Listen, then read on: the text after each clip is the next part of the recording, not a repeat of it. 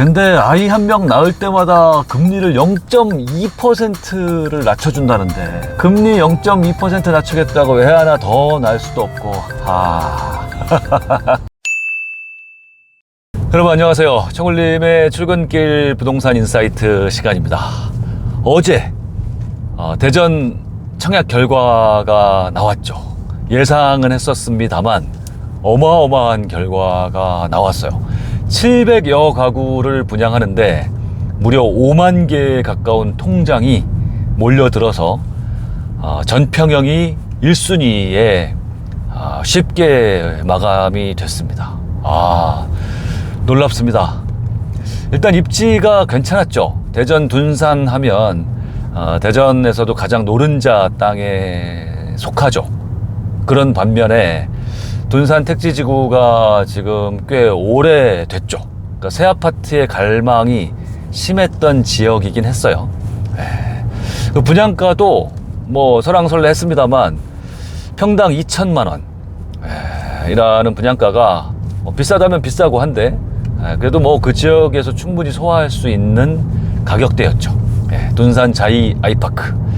최근 뭐 순살 자이 논란에도 불구하고 입지가 좋고 뭐 분양가가 웬만하니 요즘 같은 시대에 이렇게 높은 경쟁률이 나온 것은 당연한 일이라고 생각합니다.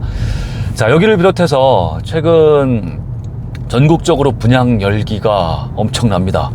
부동산 시장은 아직 좀 오리무중인데 일반 주택 시장은 분양 시장만 아주 펄펄 들끓고 있죠. 이것도 뭐 당연한 현상이라고 생각합니다.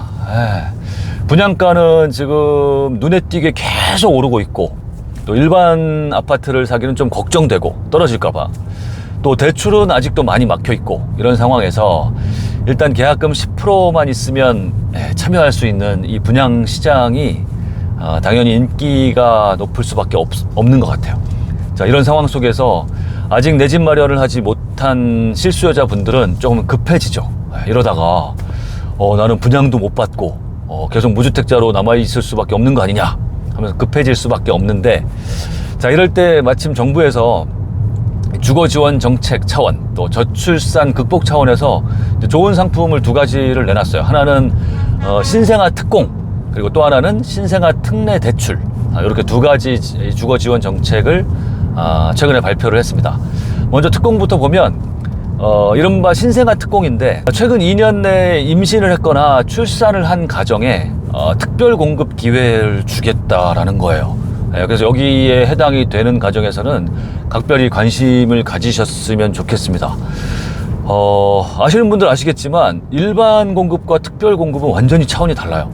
보통 젊은 분들은 사실 뭐 무주택 기간이라든지 이런 쪽에서 높은 점수를 가질 수가 없기 때문에 일반 공급에서 당첨되기가 쉽지 않잖아요. 해서 특별 공급을 노려보시는 게 당연히 좋은데 물량도 적지 않습니다. 어느 정도냐면 기존의 생애 최초 특별 공급 그리고 신혼부부 특별 공급 물량의 20%를 이쪽 신생아 특공에다가 배정을 하겠다라는 거예요. 해서 내년에 3만 가구 이상을 이 신생아 특공으로 공급하겠다. 이렇게 했습니다. 공영도 있고 민간도 있고. 그러면 여기에 해당되시는 분들은 각별히 관심을 가져서 특별 공급 쪽으로 노려보시면 좋은 결과가 있을 수 있습니다. 그렇게 하시고 또 대출 상품도 괜찮은 것 같아요. 금리를 낮춰주고 그리고 대출 한도도 좀 높이고 그리고 소득 여건도 완화하겠다 이런 차원인데 좀 더 자세히 보면 최근 2년 이내에 출산을 한 가정에 이런 좋은 대출 상품을 지원해 주겠다는 거죠. 근데 과거에 디딤돌 대출에서 여러 가지 조건을 완화를 한 것인데 과거의 디딤돌 대출은 소득 여건이 좀 약간 짰잖아요. 그렇죠? 그래서 이 디딤돌 대출을 받을 수 있는 가정이 되게 제한적이었는데 소득 여건을 대폭 완화해서 맞벌이 가정의 경우에 1억 3천까지 소득이 1억 3천 아래로 들어오면 이 신생아 특례 대출을 활용할 수 있다. 그리고 금리가 아주 좋습니다. 요즘에 금리가 다시 오르고 있는 추세라서 주택담보대출이 최근에 6%까지도 나왔었는데 이거는 기존 대출보다 최대 3% 정도를 낮춰줘서 아마도 한 2%대 내지는 높아도 3% 초반대까지 대출을 받을 수 있을 것 같아요. 굉장한 혜택인 거죠. 그리고 주택 가액도 기존 디딤돌 대출은 6억 집까지 가능했는데 이 신생아 특례 대출은 9억대까지 이렇게 확대가 됐습니다. 그러면 저는 여기에 해당되시는 분들은 이걸 잘 활용하셨으면 좋겠어요. 9억까지 소득 1억 3천까지 금리를 뭐 한 2%나 3%까지 해준다. 여기에 해당되시는 분들은 얼마나 좋겠습니까? 그러면 최근 2년 내에 출산을 한 가정이거나 곧 출산 예정이신 분들은 정말 관심 가져야죠.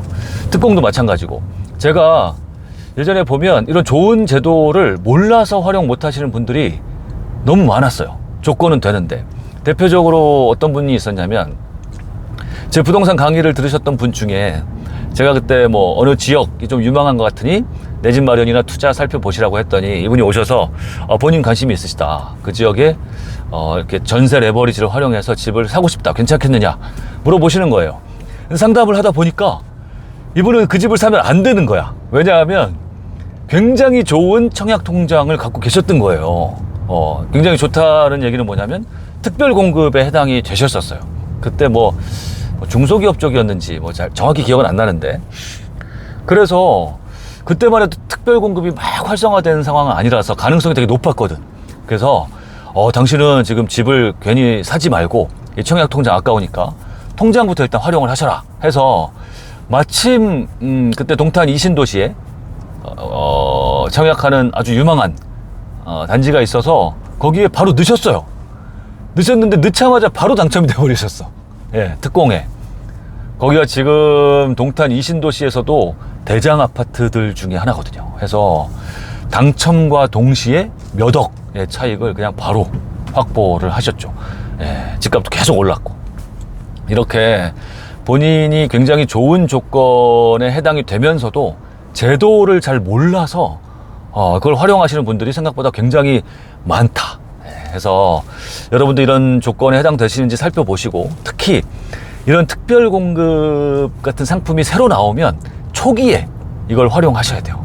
초기를 노려라. 왜냐하면 잘 모르시는 분들이 너무 많거든. 해서 초기에 이 조건 되시는 분들은 적극적으로 활용을 해보셔라. 특별 공급도 그렇고 특별 대책도, 대출도 잘 활용하셔서 여러분들의 내 집 마련 하시는데 큰 도움을 받으셨으면 좋겠습니다.